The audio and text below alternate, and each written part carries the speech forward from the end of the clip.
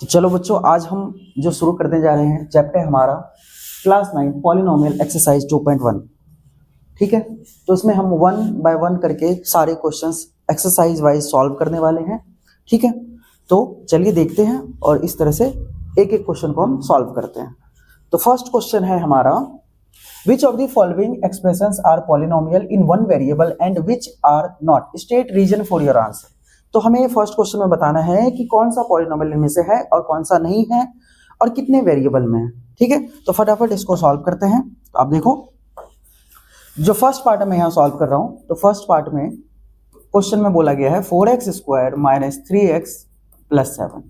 ये हमारा first part है, क्वेश्चन नंबर 1 का फर्स्ट पार्ट। इसमें देखो, आप सबसे पहले आपको पता होना चाहिए कि पॉलिनोमियल जो है ना होता क्या है।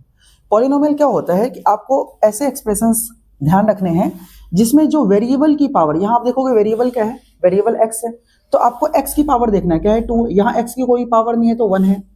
तो अगर वेरिएबल की पावर होल नंबर है, अगर वेरिएबल की पावर क्या है, होल नंबर है, होल नंबर मीन्स क्या होता है 0 1 2 3 4 इस तरह से सो ऑन।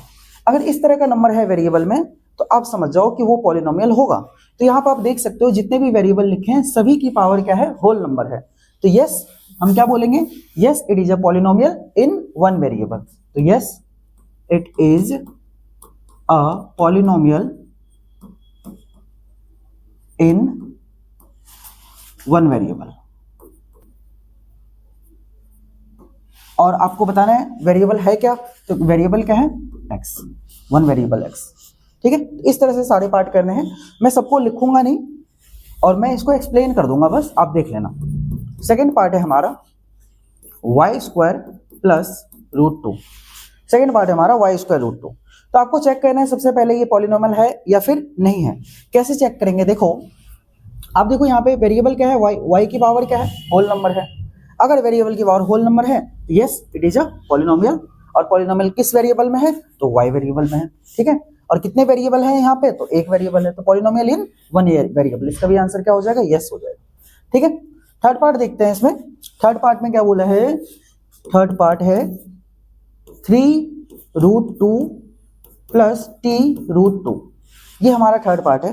अब आप देखो यहाँ पे क्या हो रहा है, जो √2 है, √2 जो है इसको हम ऐसे भी लिख सकते हैं, स्क्वायर रूट का मतलब होता है 1/2। ठीक है, यहाँ पे हमें चेक करने की जरूरत नहीं है क्योंकि यहाँ जो वेरिएबल है वो क्या है हमारा t√2 है। ठीक है दोस्तों, तो आप यहाँ पे देखोगे वेरिएबल क्या आ गया हमारा, वेरिएबल होल नंबर। यहाँ तो ठीक है, इसको हम इस तरह से लिख सकते हैं, यहाँ पर कोई दिक्कत नहीं है। यहाँ पे √2 और ये t हो जाएगा, इसमें कोई प्रॉब्लम नहीं है। यहाँ पे आप देखोगे वेरिएबल जो है वो हमारा, इसकी जो हाईएस्ट पावर है, वेरिएबल जो है इसकी पावर क्या है 1 है। ठीक है, और लेकिन यहाँ पे आप चेक करो, यहाँ पे क्या दिखाई दे रहा है, t की पावर जो है 1/2 है। t की पावर क्या है 1/2। तो आपको समझ आ रहा होगा,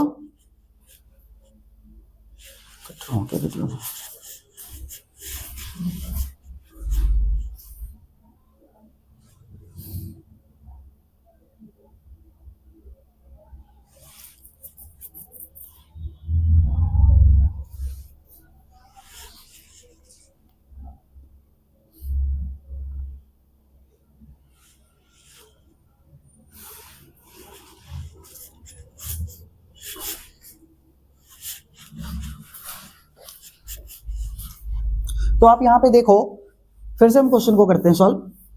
क्वेश्चन हमारा यहाँ पे देखो, जो वेरिएबल है, वेरिएबल जो है अंडर रूट में। अंडर रूट का मतलब क्या होता है आपको पता होगा, इसको हम लिख सकते हैं 1/2। रूट का मतलब 1/2। अब यहाँ पे देखो, ये तो ठीक लिखा है, इसमें तो कोई दिक्कत नहीं है, √2 t लिख देंगे, t की पावर 1 है। लेकिन आप जब यहाँ पे चेक करोगे तो t⁻² क्या है 1/2। और आपको मैंने अभी बताया था कि अगर वेरिएबल होल नंबर नहीं है, आपको पता है 1/2 जो है, 1/2 is not a whole number. So ये जो है हमारा पॉलिनोमियल नहीं होगा। ठीक है दोस्तों, तो नेक्स्ट पार्ट करते हैं। नेक्स्ट पार्ट में आप देखो, फोर्थ पार्ट है, यहाँ पे आप देखोगे तो y + 2/y है। क्या है, y + 2/y। तो जब भी आपको ध्यान रखना है, जब भी वेरिएबल क्या हो, नीचे लिखा हो, वेरिएबल नीचे लिखा हो, तो वो हमारा पॉलिनोमियल नहीं होगा। अब कैसे, मैं थोड़ा एक्सप्लेन कर देता हूँ उसको। यहाँ पर देखो y + 2 और ये नीचे 1 है पावर, जब ऊपर जाएगा न्यूमरेटर में ले जाएंगे तो ये y raise to the power -1। और मैंने आपको बताया कि वेरिएबल की पावर कभी भी नेगेटिव इंटीजर नहीं होना चाहिए, ठीक है, हमेशा होल नंबर देखना है। यहाँ तो 1 है लेकिन यहाँ नहीं है, इस वजह से ये पॉलिनोमियल नहीं होगा। क्या लिखेंगे? No, it is not a polynomial, ठीक है। और पॉलिनोमियल है ही नहीं तो वन वेरिएबल बताने की जरूरत नहीं है, ऑब्वियस सी बात है, यहाँ पे वन वेरिएबल में है ये, ठीक है। अब हमारा फिफ्थ पार्ट देखो आप, मैं वहां से लिख रहा हूँ x raise to the power 10 plus y cube plus t raise to the power 30। आप यहाँ पे देखोगे तो समझ आएगा आपको, वेरिएबल x है, x की हाईएस्ट पावर नहीं देखना है हमें देखना है वेरिएबल की पावर क्या है, 10 है। अगर वेरिएबल की पावर 10 है तो 10 होल नंबर है, y raise to the power 3 है, ये भी क्या होगा हमारा होल नंबर है, और t raise to the power 30 ये भी होल नंबर, यानी yes it is a polynomial. आप लिख दोगे yes it is a polynomial in 3 variable. Why 3 variable? Because आप यहाँ पे देखो, यहाँ पे x एक वेरिएबल, ये y दूसरा वेरिएबल, और t क्या है, तीसरा वेरिएबल है, थर्ड वेरिएबल है। समझ आ रहा है?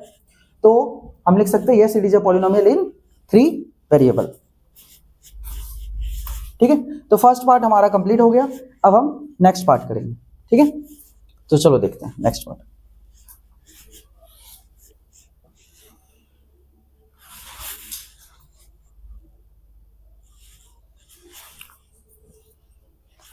देखो दोस्तों, इसमें क्या बोला है, देखो बच्चों, क्वेश्चन में बोला गया right the coefficients of x square in each of the following cases. अब आपको मैं कोफिशिएंट पहले बता देता हूँ, एग्जांपल देखिए कि होता है। जैसे मैं यहाँ पे एक एक्सप्रेशन लिख रहा हूँ 2x square plus 5x plus 90। यहाँ पे आप देखो, अगर मैं आपसे पूछूं कि एक्स स्क्वायर का कोफिशिएंट बताओ, तो कोफिशिएंट क्या है, जहाँ पे एक्स स्क्वायर लिखा है इसके साथ में जो न्यूमेरिकल नंबर है उसी को हम क्या बोलते हैं, कोफिशिएंट बोलते हैं। तो यहाँ पे एक्स स्क्वायर का कोफिशिएंट क्या हो गया, तो आप बोलोगे 2 हो जाएगा।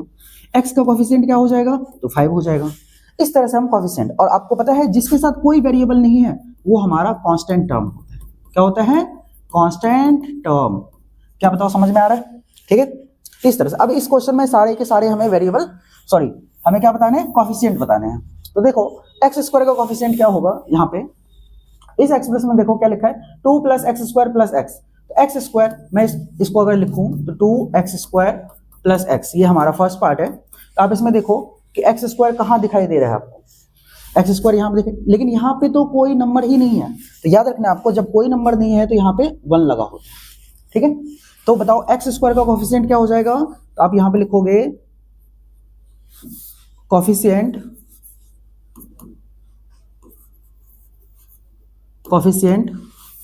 क्या लिखेंगे हम यहाँ पे,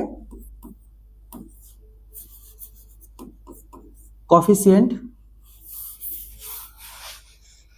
तो बताओ एक्स स्क्वायर का कोफिशिएंट क्या हो जाएगा, एक्स स्क्वायर का जो कोफिशिएंट है, कोफिशिएंट ऑफ, शॉर्ट में मैं लिखता हूं कोफिशिएंट ऑफ एक्स स्क्वायर क्या हो जाएगा, 1 हो जाएगा, ठीक है।